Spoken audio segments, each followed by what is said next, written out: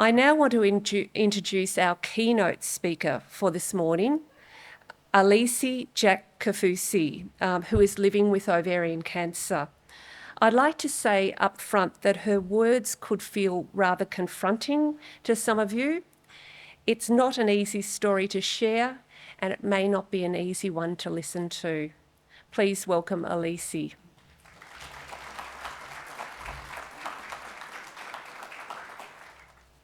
Good morning. Firstly, I'd like to begin by acknowledging the traditional custodians of the land we gather today and pay my respects to their elders, past and present. I extend that respect to Aboriginal and Torres Strait Islander peoples here today. Currently in Australia, the overall 5-year survival rate for women diagnosed with ovarian cancer is 49%. Each day in Australia, 4 women are diagnosed with ovarian cancer and 3 will die. Malolele, kia ora, and hi. My name is Alisi and I'm 30 years old. And I'm one of the 5,000 women who are in battle with this relentless disease. In 2017, I was told the soul-crushing news that I have stage 3C ovarian cancer. And today I'm here to share my story of what it's been like for the past 5 years. Before being diagnosed, I lived out of home with my best friend. I landed my dream job, working as a flight attendant, going out, socializing, spending time with my family and friends, and my fur baby, Miska. Just living like a young 20-something-year-old woman. All I cared about was ensuring I had enough money for my next outfit to wear out on a Saturday night and recovering from hangovers. Around mid-2017, I started to experience abnormal vaginal bleeding. The blood was dark and clotty and was ongoing for about a month. I was also experiencing fatigue, but I put it down to working 2 jobs. Bloating, but I put it down to flying. And pain during intercourse, but I thought nothing of it. I now know these are some of the vague symptoms of ovarian cancer.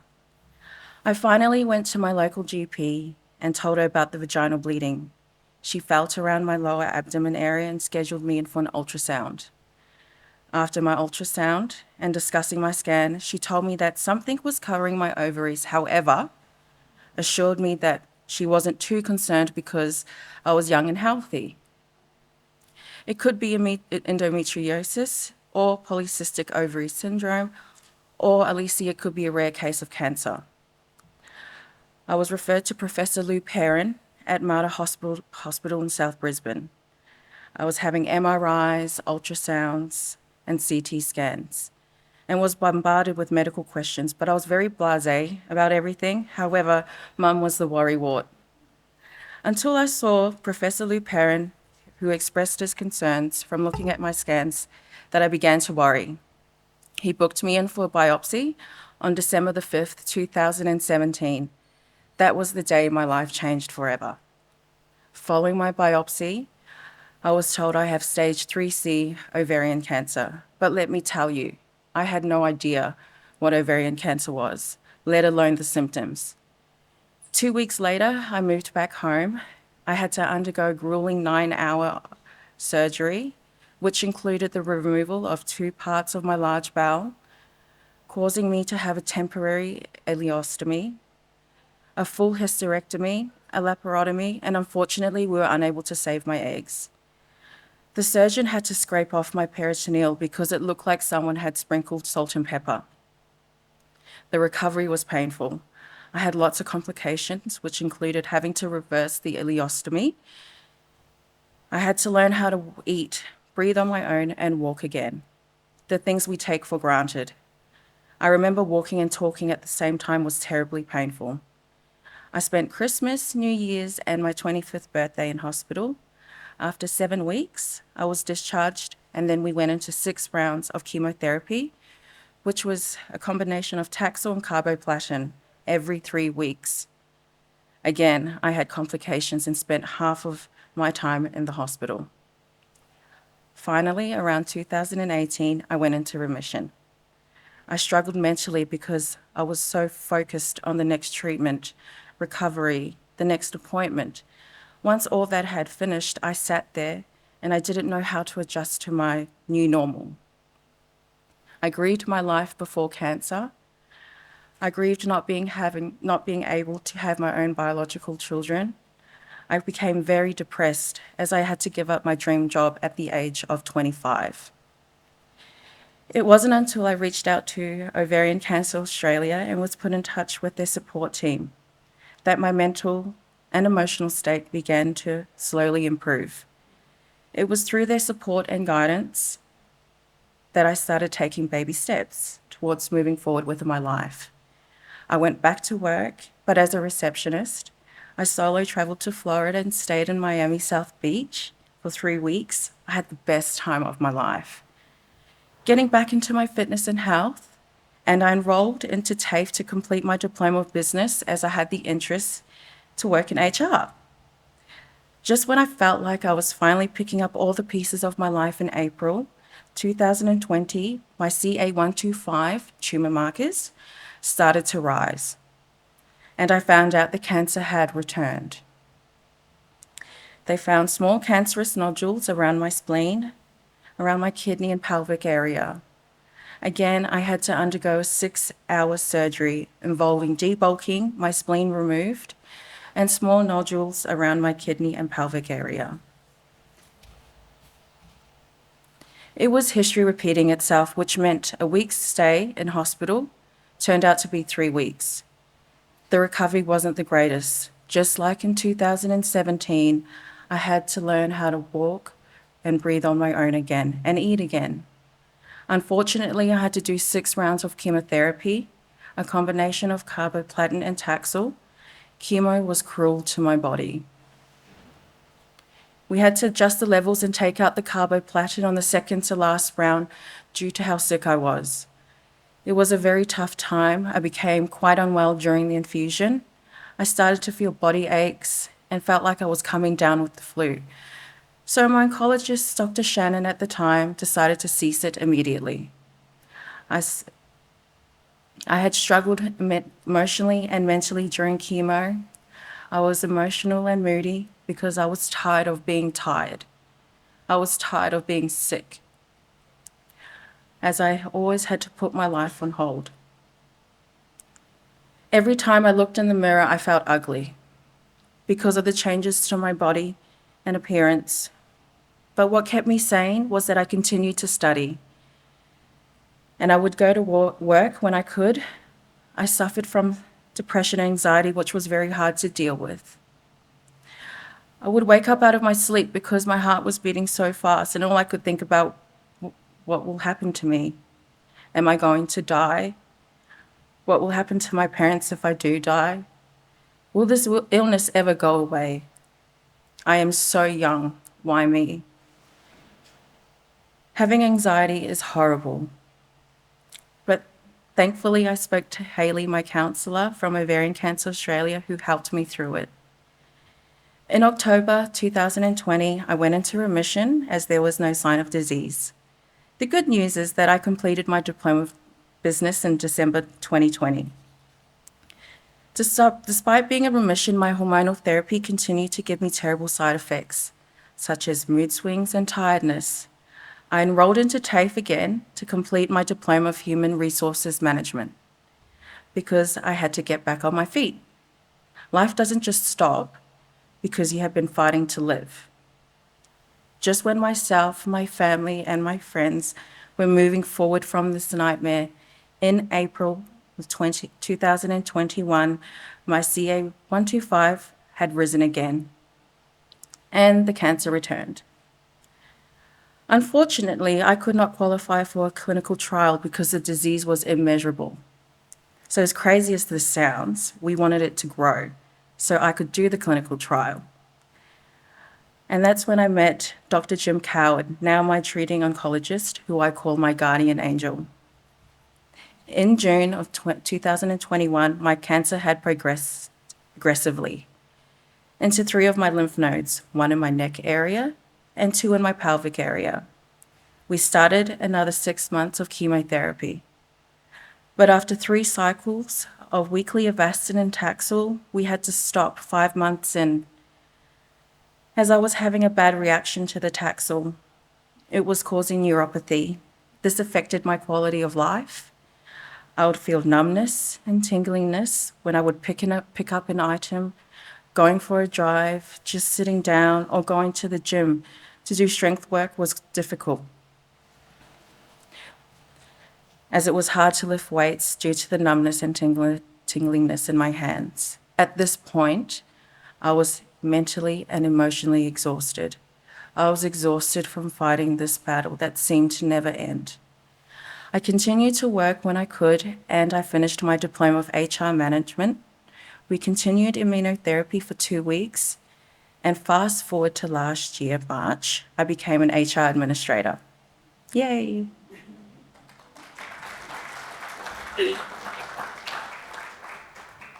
And for once, I felt like I had control of my life. Things were looking up. I was getting back on my own 2 feet, and my family were feeling optimistic.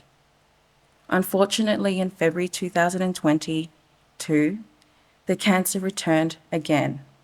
We had to do another 6 rounds of chemotherapy, which was hell.